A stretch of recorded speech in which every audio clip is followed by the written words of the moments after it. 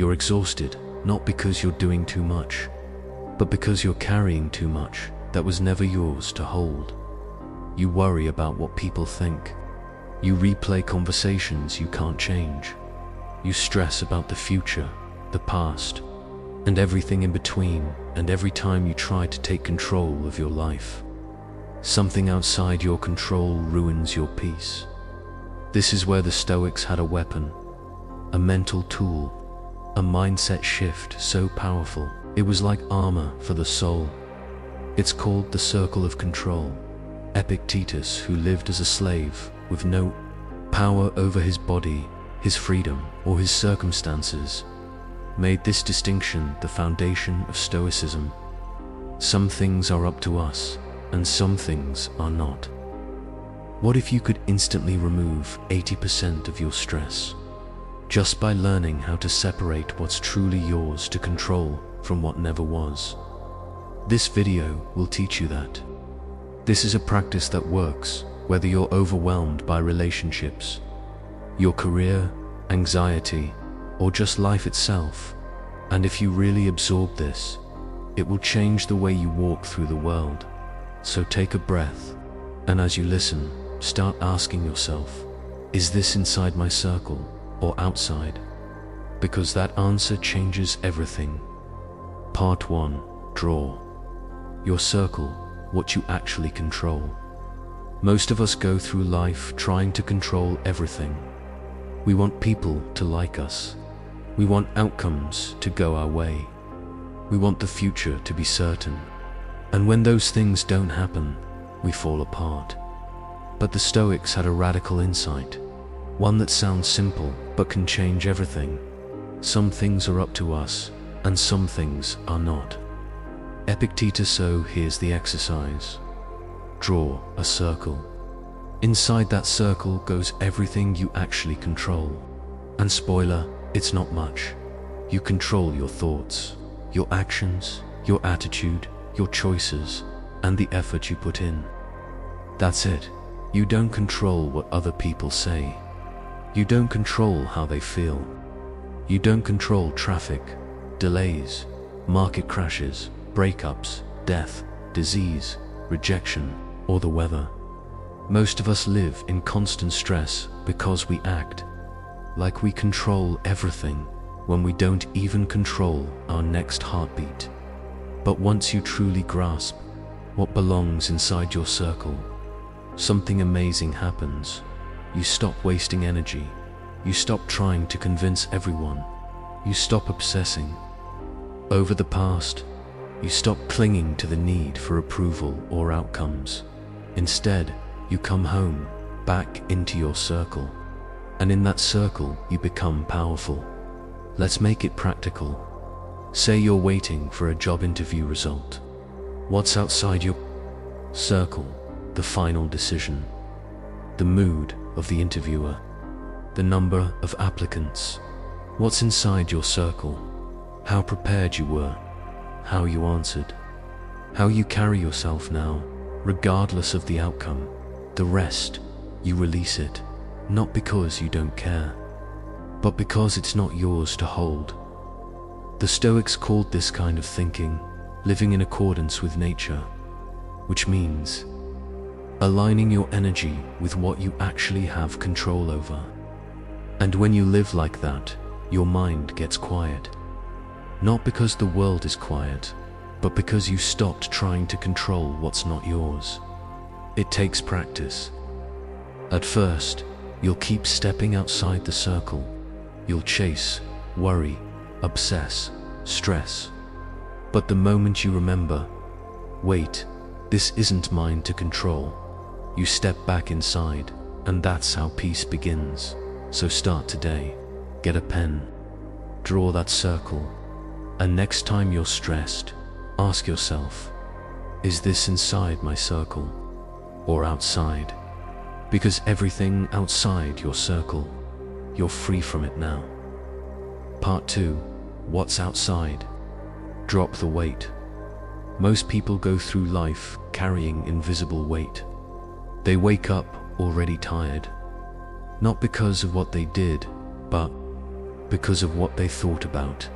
They're playing arguments in their head, worrying about what someone might say, overthinking situations that haven't even happened yet, trying to predict or control every possible outcome. And the truth is, none of that is in your control. The Stoics taught, when you stress over something you can't change, you suffer twice, once from the situation itself, and again from the way you keep reliving it. Think about it. You can't control what someone else thinks about you. You can't control how someone reacts to your words. You can't control whether the market crashes tomorrow. You can't control if someone leaves you. You can't control the weather, the past, or what life throws at you next week, but we act like we should control those things. We get upset when people don't understand us. We panic when things don't go our way. We obsess over outcomes, trying to bend the world to our expectations. And what does that do? It drains you, emotionally, mentally, physically. It creates constant anxiety over things that no matter how hard you try, will never be yours to control. That's why the Stoics used this exercise to teach themselves to drop the weight. Seneca wrote, "He suffers more than necessary who suffers before it is necessary." So how do you drop it? Start by naming it. When you feel overwhelmed, ask, what exactly am I trying to control right now? Is it someone's opinion of me? Is it a future event? Is it the past? Is it a result I'm desperate to reach? Now, hold it in your mind. Take a deep breath and say to yourself, this is not mine to carry. That one sentence is like a mental exhale. It frees you from trying to fix what isn't broken or what was never yours to fix in the first place. And it's not about giving up. It's about letting go of illusion. You're still allowed to care. You're still allowed to try. But you stop obsessing over forcing an outcome. Because the moment you release what's outside your control, you finally have energy for what is. Inside your control, your response, your attitude, your next move. Imagine how much lighter your life would feel if you weren't constantly carrying things you can't change. That's what Stoicism offers. Not escape, but clarity. Not apathy, but freedom. So ask yourself, what am I holding on to right now that I need to release? Because peace doesn't come from controlling the world. It comes from not needing to. Part 3. The Gray Zone. Influence without attachment. Not everything in life is black and white. Some things you can control. Some things you can't. But then there's this tricky middle ground, the gray zone, where you have influence, but not full control. And this is where most people fall apart. They do everything right in a relationship and still get ghosted. They work hard at their job and still get passed over. They raise their kids with love and still worry how they'll turn out. They give their best effort and still get crushed by the outcome.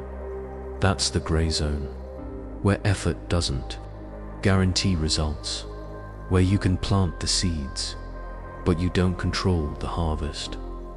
The Stoics knew this, and they approached it with a mindset that protected their peace.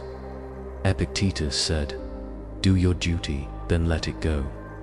In other words, show up, give your best, but do not tie your identity or peace to how things unfold.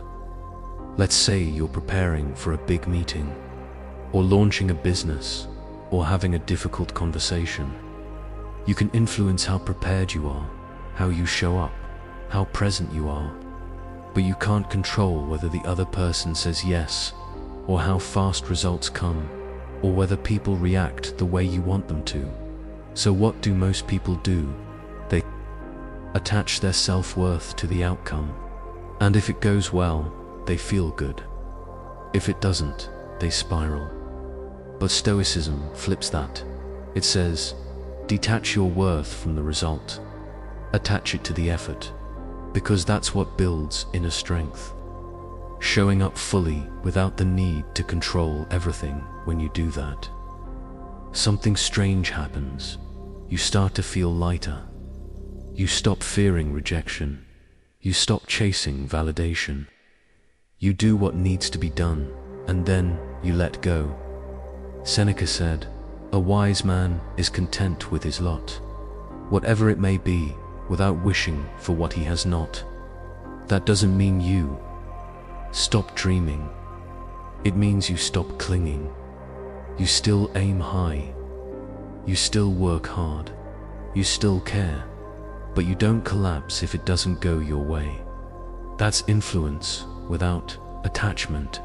And that's where your real power lives. Not in forcing life to bend to your will, but in showing up with strength and staying steady no matter what comes. So ask yourself, where in my life am I trying to force something I can only influence? And can I shift from desperation to discipline, from clinging to clarity? Because the moment you stop needing outcomes to validate your efforts, you win either way. Part 4. Use it daily, the circle as a filter. Here's the truth. Understanding the circle of control once won't change your life. Using it daily will. This isn't just some Stoic concept you hear and forget. It's a filter, a decision, tool, a way of thinking that can literally save your peace every single day. The world doesn't slow down. People will still talk. Plans will still fall apart. Unexpected problems will still show up at the worst possible moment. But if you build the habit of asking one powerful question, just one, you stay grounded no matter what hits. Is this within my control or outside of it? You can use this in almost any situation. You're stuck in traffic and running late. You can't control the road, but you can control your reaction. You can use the time to breathe, plan, or listen to something uplifting, or you can rage and suffer. Your choice. Someone criticizes you online or behind your back. You can't control their opinion, but you can control your dignity, your response, or your silence. You're waiting on a job offer, a message, a life-changing opportunity. You can't force the outcome, but you can stay prepared, stay present, and stay composed. Every stress, every conflict, every tough moment can be passed through this filter. Inside the circle, take action. Outside the circle, let go. And the more you practice this, the faster your brain starts to rewire. You catch yourself before the spiral. You pause before the overreaction. You center yourself before losing your mind over something that, frankly, isn't even yours to control. This is how you turn philosophy into power. You make it part of your day. Write it on a sticky note. Set it as your phone background. Put it in your journal. Say it out loud if you have to. Is this mine to control? If the answer is yes, act. If the answer is no, release. That's the Stoic path. Not to live without emotions, but to never let what's outside ruin what's inside.